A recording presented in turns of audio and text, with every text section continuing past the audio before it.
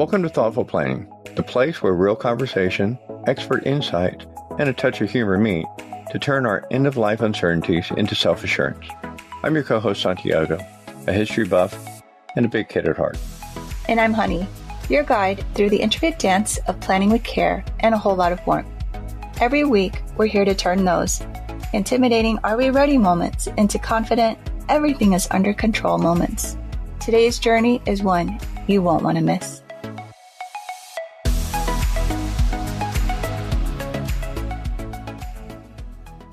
Welcome to Thoughtful Planning. I'm Honey. And I'm Santiago. Today, we have a really inspiring guest joining us. I met her virtually about 5 years ago through her free Facebook group called Lightbeamers, where she encourages everyone to share their story and shine their light. Recently, our guest and her family faced some very challenging events. It started when her cousin, who's like a brother to her, was diagnosed with a serious condition and needed surgery. Then days later, her son also required emergency surgery. Within days, 2 people near and dear to her were in the hospital. And then shortly after that, when she thought she was all clear, her son had to go back in to the hospital for another surgery.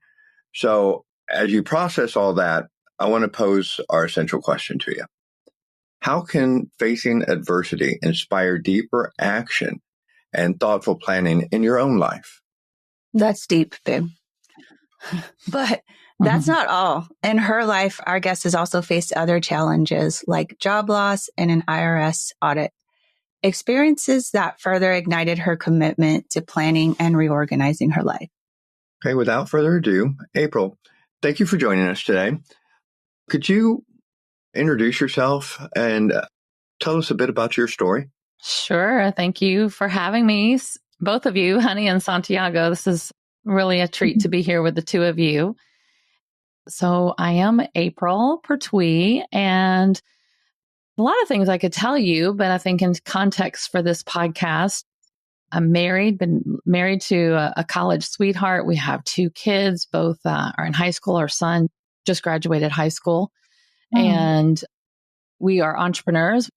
Both of us run our own business, and so that adds a layer of complexity to things when you're running your own business. And we both have had our own businesses for quite some time. I've had my company called Lightbeamers for a little over 9 years now. We primarily help women tell their story is the gist of what we do. And my husband has an executive coaching and leadership training company. And he's had that company on his own for, about 14 years now. So that's a little bit about who we are and what we do in the world and kind of the chemical makeup of our family. Cool. Well, thank you for sharing. So can you start by sharing the story of your cousin's diagnosis and the impact it had on you and your family? Yeah, this was very, very recent. Actually, it's still kind of an ongoing story, if you will. But about 6 weeks ago, I got a call on a Tuesday night from my mother, which my mother doesn't normally call me at night. And so when the phone rang, I knew that was odd. And so she told me that Brad, our cousin Brad, was going in for emergency surgery the next day for brain surgery. And even when she told me the news, his mother, my aunt, we call Babs, short for Barbara. And I thought she said Babs. I didn't hear Brad. I thought she said Babs, which made a little bit more sense because she's older and I could kind of process that in my brain at the time. And I was like, Aunt Babs is having brain surgery? And my mom's like, no, Brad, her son, which is my cousin, which even made it even harder to process because Brad is actually a couple of years younger than me. He's in the same stage of life as I am. He is married to his high school sweetheart. He has 2 kids. One of them is in college. One of them is in high school. So we're kind of navigating, stage of life around the same time frame. And he's never been sick. He's a health professional. He's a chiropractor. And so I just could not process what she was saying. But long story short, he had an episode and like a mini stroke, sent him to the hospital, and they realized he had a tumor on his brain, and under that kind of investigation of what was going on in his body, they found tumors all over his body, and we're calling it stage 4 cancer. So this is Tuesday night, and I go to the hospital. I clear my calendar immediately. I cancel all of my client calls, cancel anything that I had going on that day. And my sister and I, all of these family members live nearby, and we went to the hospital the next day to be with them while they sat in the waiting room, and Brad underwent pretty last minute emergency brain surgery, which is significant. You know, like if you think of all the surgeries to have, I feel like brain surgery is kind of one of the scariest ones. So that went well. He came through brain surgery well, which is good news. But it was sitting in that waiting room, it was sobering because I saw my cousin's wife, and I could see the fear on her face. My cousin Brad is the solo provider for their family. And I just could see all the thoughts going. And she was even speaking some of these out loud, but not in detail. But I could just see and sense her fear of what in the world are we going to do if the worst happens, right? I don't think you can help but think about worst case scenarios. And by and large, I think kind of worst case scenarios are kind of good to explore, because if we're talking about planning, right, this is kind of the thing that does get you into action. It's not the way you want to get into action by any stretch of the imagination. However, it does make you think. And I know she was thinking about it that day, and it certainly made me think about it, both thinking about it for them and thinking about it, what would happen if this were me? What if this was my husband? What if it was me going in for emergency surgery? Is my family prepared? Do we have all of our ducks in a row? And so there was a lot of conversation that day between me and my cousins, you know, his brothers that were there. And we were kind of having a lot of sideline conversations about, do they have long-term disability insurance? Do they have short-term disability insurance? How much money do they have saved? Is Brad going to be able to recover without having to worry about going back to work? I mean, all of this was happening while he's in surgery. And so I came home that night, and this is now Wednesday night. I came home that night from a very long day and kind of an emotional day. And I just shared with my husband that, and we have already, which I'll share a little bit more too, we had already done a lot of planning because of some things we'd been through in our past. But it did make us pause and go, well, what else do we need to be doing? What else have we not done? Because, you know, as you guys know, and you're teaching on this show, planning is an ongoing event. You get started, but there's always more to do. And so we had gotten started, but it was a realization there was still more to do. So we started having conversations like, do we have short-term disability insurance? Do we have long-term disability insurance? Again, like I said, both of us are entrepreneurs. So we don't have a boss or a job or a company that's going to like potentially be there for us. I mean, even in today's corporate environment, I don't think you can rely on that, but we are the solo providers for our family. So it sparked a lot of conversation. What is interesting about this story is that night, Wednesday night, we go to bed and we wake up about 1:00 in the morning, now Thursday morning, to our son waking us up, doubled over in pain. And he was having some sort of medical episode, which eventually led us to the emergency room by 6 a.m. Thursday morning. And by 3:00 Thursday afternoon, he was in surgery for intestinal surgery. He had some bowel blockage, which was, he's 18 years old. He was 2 weeks away from graduating high school. He was in his last week of school and last week of classes. And everything, he's totally healthy, has never had any health issues, the whole 9 yards. And it was like so unexpected. And so it was an interesting dynamic because as they were right before they were taking him in for surgery, because he's 18, he had to sign all of the documents agreeing to the surgery and taking liability and responsibility for anesthesia. Again, as a parent, that's a very difficult thing to witness and realize, wow, we don't have control any longer. Mm-hmm. And also to try to make him understand what he was signing, what he was agreeing to.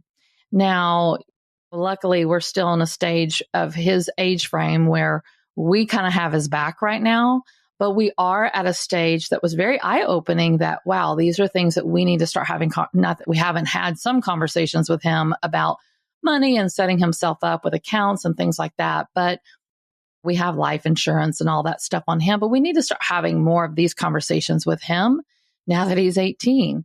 And so it's just been a really eye-opening event that's happened in our lives over the last 6 weeks. And Santiago, you pointed out that even with my son's recovery, he had a setback and it sent him back to the hospital 3 weeks into his post-op recovery. He didn't have to have a second surgery, thank goodness, but it still was one more episode of just really hitting us over the head. I feel like it was just really hitting us over the head around, we have to make sure we're not only doing this for ourselves, me and my husband, but we actually have to start doing this and helping our kids with it too. So we're in the thick of it, you guys. Like, I don't have any sage advice about all the steps that we've taken in the last 6 weeks. We're noting things that we do need to take steps on. We have made a few phone calls to our financial planner and started initiating some conversations. My husband and I have had conversations, but we're really just in the thick of really beginning stages, especially for our children, but then more so continuing the steps that we've been taking over the years and figuring out what do we need to put in place next. Well, so I have, first of all, how is your cousin doing? My cousin needs lots of prayers. He's in the fight for his life right now. So he needs lots of prayer. Wow. Okay. Well, we got that. We'll help you. We'll help you there. Mm-hmm. I also have more questions. Oh. She's the boss. So what you said there about your son, when did he turn 18? He had turned 18 in December. When we're recording this, it's June. Actually, this all started at the very end of April. So he had been 18 for about 4 or 5 months. So was it really surprising to you then when, I'm guessing I would have been surprised if the doctor would have said, no, your son has to sign. Were you surprised at that? I was very surprised by that. I mean, we knew it intellectually. Right. But emotionally, you're not prepared This is our oldest child. So this is a whole new rodeo for us as parents. Yeah. We've just never experienced this before. Specifically, we've never experienced anything having to take our children in for serious medical needs. I mean, I'm very grateful and blessed that we have 2 very healthy children, and we've had very healthy children for 18 years. I'm so grateful that we haven't been the family that's had to navigate this forever. But yeah, emotionally, I was like, oh, wow, it was very affronting, like, oh my goodness, he is the one that has to sign. He's the one. And I knew that intellectually because at 18, he's an adult. But until you go through an experience like that, where you just see it. In fact, I took a picture of him in the pre-op, downstairs in the OR, like the little room before they wheel him back into the OR. I took a picture of him in the hospital bed signing the papers because it was a moment. It was a real moment for us to go, this is it. Like here is our adult. Here you go. And it's just hard to in an emergency situation. We had just met this surgeon 2 hours, 3 hours prior. So in the span of a few hours, we had met the surgeon who was going to be the one that took our son back and operated on him. You just have to, we have strong faith. Mm-hmm. So I don't know how else people get through it, to be honest with you, but we were looking for signs, providential signs that this was going to be okay. We were looking for comfort in our faith, and it was provided. And so we felt like we could keep making these decisions. And of course, our son was relying on us to help him make these decisions. Mm-hmm. In that moment, he did not want to be the adult, I can assure you.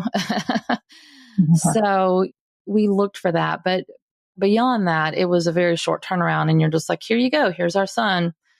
Good luck. Let us know how it goes, because we're completely out of control in that moment. Right. No, one of our guests we had on our show, her name's Stacey Edwards. She's an attorney. She was saying how when her kids turned 18, that was basically their gift. Like, happy birthday. Here's the paperwork. You're signing. Yeah. Oh, smart. Obviously, she's an attorney, right? So she's been doing that for a while. Yeah. Right. And so that I remember seeing, you post about that. And I was like, to me, it was eye opening, because it's like, he's your baby, right? Your baby. Yeah. He is still in high school, right? Yeah. And that is even like really, it's kind of just, I don't know, kind of weird, because he's still in high school and he's your baby, right? And it's just something very interesting. But something also that me and my husband were talking about is that something that maybe as kids go through high school, like when they're graduating, it should maybe be a requirement, like when they turn 18, or some type of education component in their high school years to graduate. Like, I mean, I don't know. Yes, it's so eye-opening, and and our kids even go to private school, which means they do a lot of stuff like that, because they're not bound by the guidelines of public education. And I mean, you bring up such a good point. It makes me think, gosh, maybe I should present this to the school, because they actually could bring something like that in. They don't have to go through the red tape of making that request. Yeah. And I think it's such a good idea. But for anyone, regardless of which school your kids might be going to, I don't think we can rely on public education to do that for us, unfortunately. So it's just a conversation that we need to be having, because yes, I mean, we do have to prepare our kids. And I would have never thought about this. I remember when I was getting married and when I was getting out on my own, my mom had worked in insurance for a good part of her life. And all of our parents do the best they can with the information that they have, with the experiences that they've been through. And at that point in her life, I feel like she thought, and it was very good advice, but she thought the best advice she could give me, which we did take, was she told me, she said, get a life insurance policy. You have to have life insurance. So I have had life insurance that I have been paying for on my own ever since getting out of my parents' house. I mean, probably after I turned probably 21, I've had insurance. When my husband and I got married, I asked him, do you have life insurance? And he did not. And so I got us life insurance.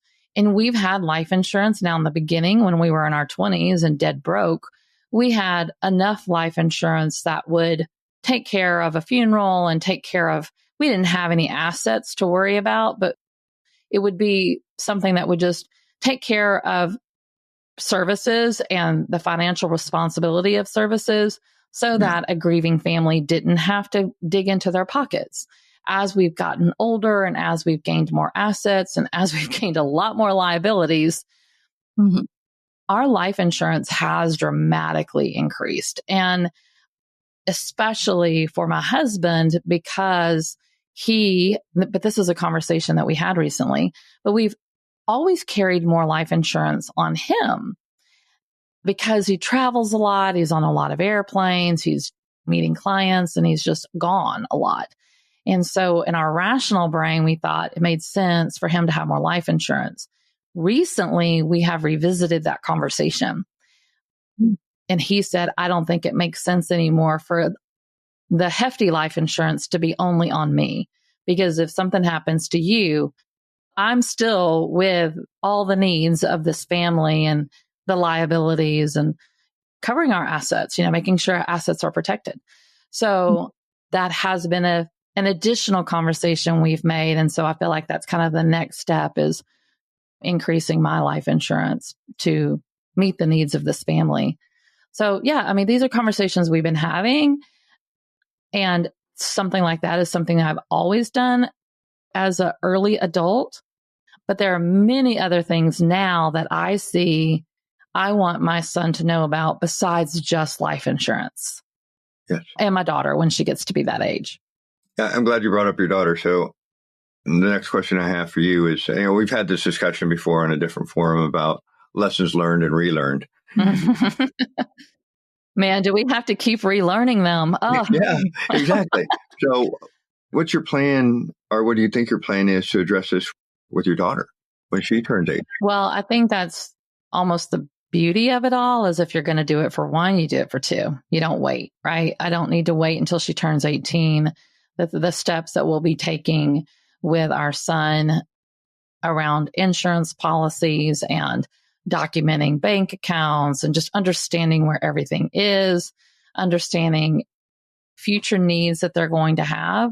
Like if we're going to have the conversation with an 18-year-old, you can equally and easily have it with a 16-year-old. And so, those are the things that I know we'll be looking at. And again, we haven't taken those steps yet because this is all happening in real time as we're recording this. And so he's literally still recovering. And to be honest with you, we're recovering. Mm-hmm. It's just been a major eye-opening event in our lives. One of the things that I've been asking and seeking, again, around my faith and questioning, like, okay, why is this happening? Like when multiple things happen at one time, you have to pause and ask, okay, why is this happening? And my first thought was like, okay, what have we done to attract all this bad news? And I don't think that we've attracted bad news. I really don't believe that. I think that things do happen to get your attention. And this has been an arena that has gotten my attention in terms of the planning and what do we have in place? What do we need to do next? And so this is an active conversation happening in our house. I just was talking with my husband yesterday, and we were planning to sit down this coming week on Monday to actually take a few more steps, because we feel like the dust has settled a little bit now. We're kind of coming up for air, and I don't want to wait just because, okay, we're coming up for air. The easy thing would be, and I know this is how we have to keep relearning the lesson sometimes. Okay, well, yeah, we'll do that next week, or we'll add that to the list next month. And listen, I've done that plenty of times, right? And I don't want to do that this time around. And even one of the reasons why I agreed to this podcast is like, this is an accountability factor for me. If I've gone on a podcast saying that I'm going to do these things, this is going to be the thing that I'm going to hold myself accountable to. So it's very important that we don't wait. When things happen, look at it and ask yourself, why is this happening? What do I need to learn from this experience? And I'll just tell you, I won't soon forget being in that hospital waiting room with my family, looking at my cousin's wife and seeing the look on her face. And I feel like I needed to see that for a reason. And I hate that my cousin is going through what he's going through for me to learn that kind of lesson. That's terrible. It should not come to that. So I hope by spreading this story, I can shake somebody else awake before you have to find yourself in that situation, because I know that there's other reasons why my cousin is sick that has nothing to do with me. But in terms of my involvement, that was a big lesson that I got. Yeah. Wow. So you've also faced different adversities in your life, loss and an IRS audit. How did those experiences differ from the experiences you just went through when you look at your journey of reorganization and planning? Yes. This was earlier on in our family life. Our kids were very, very young at the time. I think our daughter was around 1 and our son was around 3 or 4. So again, this is 20 plus years ago, 20, 24, 25 years ago. And my husband ended up, it wasn't really a job loss. He made a decision to leave a company. He was an entrepreneur and had partners, and he had a different company at the time, and it became very toxic and just a very not good environment. And for the sake of his mental health and well-being, he exited that partnership, but he did so in a very dramatic fashion. So let's just call it job loss, but it's the same as, a typical job loss that someone else might go through. And then coupled with that time, which was already a kind of like, oh my gosh, what are we going to do moment? We've got these 2 kids at home. At that time, I was staying at home as a stay-at-home mom. He was the sole provider and for our family. And within a few years of that experience, it all gets jumbled together, so it doesn't really matter time frame. But season of life. Within that season of life, we also encountered and went through a very brutal IRS audit.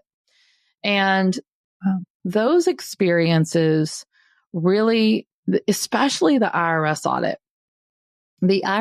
audit, made us realize as new entrepreneurs, as again, my husband left that business and started a new business, started the business he has now. And when we hit that IRS audit, we realized, and we were doing everything ourselves, like a lot of entrepreneurs do. We realized we didn't know what we were doing when it came to bookkeeping. And so the IRS audit was a terrible eye-opener that we did not know. It just, again, goes back to education. If they had taught some of this in school, it would have been helpful. Sometimes you get on-the-job training. And we got on the job training of what it means to have your finances in order in terms of a business. And that was a very, very, very painful and very expensive mistake that we spent many years paying off.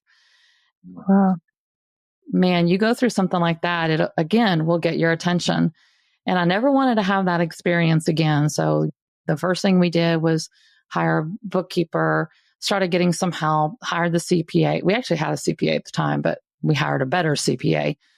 And we really started kind of owning our business a little bit more, which was super important from a business perspective. It taught us a lot about starting to put things in place. So that's when we hired a financial planner. I think I don't know how other people think of this around hiring a financial planner. I think in my young mind, I thought, well, people who hire financial planners are people who have a lot of money, and I'm like, we didn't have a lot of money at the time. And so I didn't think we needed a financial planner. What was there to plan? There's not a whole lot of money in the bucket to work with, but that's an incorrect way of thinking. And financial planners will help people who have a very small amount of money make that money work for you. And so we started an investment strategy at that time. Again, a small investment strategy.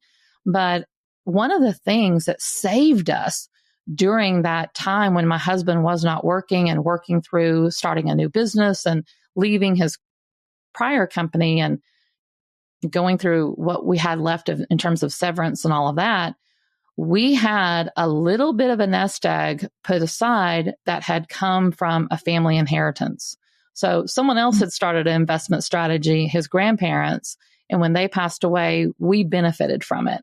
So we didn't start that investment strategy, but we inherited a little bit of an investment strategy, which was such a blessing because there was money that sort of carried us through. Now, not all the way through, but it was an eye opener that like, oh, we need that, So once we were able to get back on our feet, that was one of the steps that we took was we hired a financial planner. We started making the small amount of money work for us. And we started having conversations, getting educated, looking at different investment strategies. And we had a great financial planner. He's still with us to this day, who has given us different stages of things that we need to look at.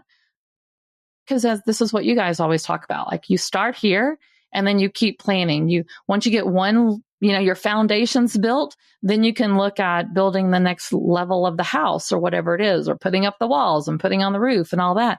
So over the years, we've stair-stepped our way through there. But that's kind of where we came from and what we've done over the last 20 years. Again, this most recent story has been, I think it's easy to get complacent, and we definitely had. We had definitely gotten complacent and kind of trailed off on some of those planning items. And this was a wake-up call to get back into action in that regard. Yeah. Wow. And I love the house analogy. Yes. Well, I wonder where I heard that from. I have a question. It has to relate to the IRS audit. How did did a notification come in the mail? I always wonder, did it come knocking at your door? Certified letter in the mail. Oh, yep. Wow. Certified letter in the mail. And at first it was for 1 year of taxes. And once they got into 1 year, they realized how terrible we were. And they were like, oh, I think we're going to audit you for a second year. And they did. And the bill kept adding up. I can talk a little bit more flippantly about it now. I'm not going to lie to you guys. This has been one of the most profound driving forces for me, truly, as a business leader. I do things now to make sure that that never happens again. And it also is about having, just liquid cash, like money and savings, because we didn't have that liquid cash to pay that bill. And that bill was roughly about $40,000. I would just be very open with you. And again, to a young couple with 2 young kids at home, we didn't have $40,000 in liquid cash. And so that was a payment plan to the IRS for many, many years. $425 a month. I'll never forget it. For $425 a month, you pay that every single month. It reminds you, you don't ever want to do this again. And so it got us into action. I look back on it now and again, why did this have to happen? Well, you kind of needed to get your stuff in order, girl. That's why it had to happen. And so it was a terrible experience that I wouldn't wish on anyone else. But again, it was what had to happen to get us into action. And it continues to fuel me to this day because I want to make sure we're protected, Yeah. Wow. So thank you for sharing that and being very vulnerable about that. We appreciate that. We do. What advice would you give to someone who's currently facing significant challenges and feels overwhelmed by the need to plan and reorganize? It can feel really overwhelming. I know I felt overwhelmed in the beginning when I didn't feel like we had anything in place. And so I think the best advice I would say is get some advice. I don't think that when you're in the thick of it, and especially because my husband and I were not and are not to this day financial professionals. We have not been trained. We have not been educated around financial systems. We've had to learn and get a little bit more educated over the years. But to this day, I'm not in a position to give someone else financial advice. So my advice would be get some advice. My advice would literally be call somebody. My husband and I were talking about this actually just yesterday because we are having these conversations right now. And in the grand scheme of things, our pot of money is still pretty small. The financial advisor that we have had, he actually just retired and he got bought out by a much larger financial institution. And so we're at a crossroads with our financial planner because we were saying, well, we could just stay with them and just get the guy that's been assigned to us. But they manage such large portfolios. They're really wealth managers. And our portfolio is small compared to that. And so I was saying to him, I said, but there are financial advisors out there who do focus on small business owners, who do focus on small portfolios. And that's where our financial planner was when we went to him. But again, he has just retired. So we're in a state of transition with him as well. So this is a good opportunity for us to go back and look for a new financial advisor that's going to be more focused on helping people like us who are not, just financially in that wealth category. And so I think that that's just an important thing for people to hear, that you don't have to have a bunch of money to get started. You can have a mess. And that's even more of a reason to get started. We had a financial mess for several years during the audit and post audit. It took us a little bit of time to get unwound from that, but we would have never got unwound from it unless we had not, number one, sought out a financial planner and advisor who could help us. And then number 2, get that bookkeeper. So that might be the first 2 places I would suggest people go. But there are people you could, certainly listening to a show like this is very helpful. I know you guys have a lot of things and tools that you can help people with. I would just encourage somebody to have that conversation because you can't do it on your own. Yeah. Especially when you're having life events happen and you're overwhelmed already. There's a lot of emotion. There's a lot of fear. There's a lot of fear. So much fear. Oh my gosh, I was so fearful during that IRS audit. I just was convinced they were going to cart us off to jail and I was never going to see my kids again.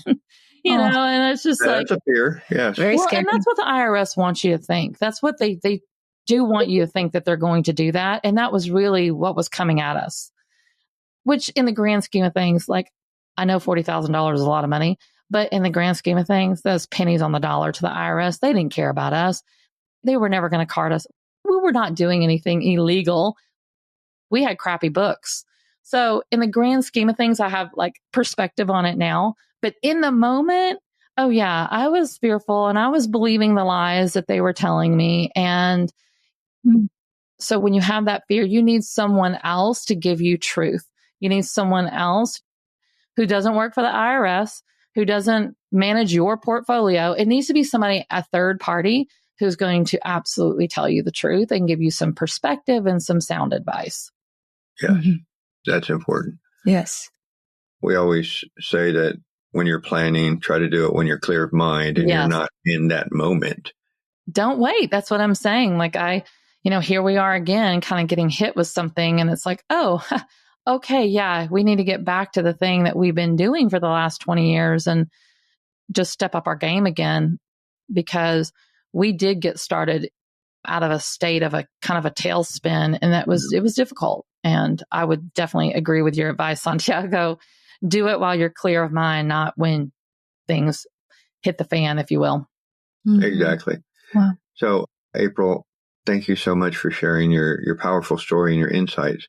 Your resilience, your empathy is very inspiring. Yeah. Not only to us, but I know a whole bunch of people. So thank you. You're welcome. And as y'all know, I work in the world of storytelling, and I feel like it is important to share these stories for the reason that it might help somebody else. So I'm happy to share our story for that reason, because if I could prevent someone else from an IRS audit, or, I can't prevent other people from getting cancer or things like that. But I do know that if you had all of your ducks in a row and you had your affairs in order, those scenarios don't compound and feel so scary in the moment. Exactly. Right.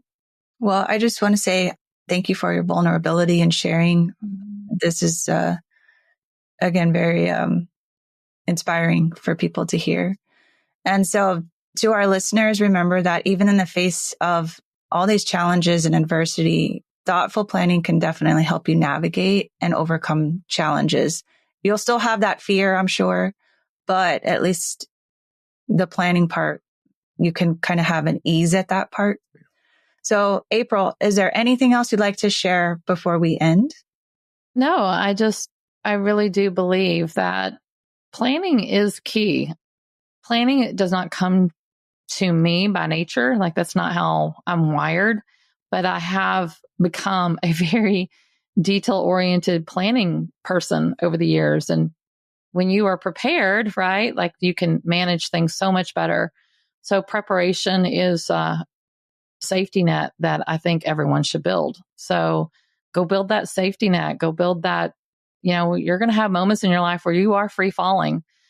So having something that's going to catch you in the moments that something like somebody having brain surgery or going into unexpected surgery of any kind, or having some financial difficulties because of job loss or massive debt that might come your way unexpectedly, any of those situations, if you have things in that safety net, it feels a lot better to navigate through those turbulent times. Yes. Will you share with our listeners how they can connect with you? Sure. The easiest way to connect with me would be through my business, Lightbeamers. I am on social media in terms of LinkedIn, Instagram, Facebook. Those are really easy places to connect with me. And an easy place to find me is through Lightbeamers. And so you can come check out our work in the world around storytelling and visibility. And it's been a pleasure to get to help Honey and Santiago with a little bit of that. Even this podcast I'm super proud of you guys for this podcast, because getting your podcast out into the world is helping so many other people by you sharing the stories that you're sharing on this show. Thank you. Oh, thank you. So to our listeners, as you think about April's story, let's reflect back on the essential question. How can facing adversity inspire deeper action and thoughtful planning in your own life? Well, until next time, remember every chapter you write today shapes your legacy tomorrow. Thank you for joining us at Thoughtful Planning. And just like the vibrant hues of a setting sun, we're wrapping up another episode of Thoughtful Planning. Every shared story and insight is a step closer to turning uncertainty into celebrations of preparedness. Absolutely. And to our listeners, remember that every surprise that comes our way is an opportunity to grow, adapt, and learn. Stay tuned for more stories, expert insight, and of course, a touch of wit in our next episode.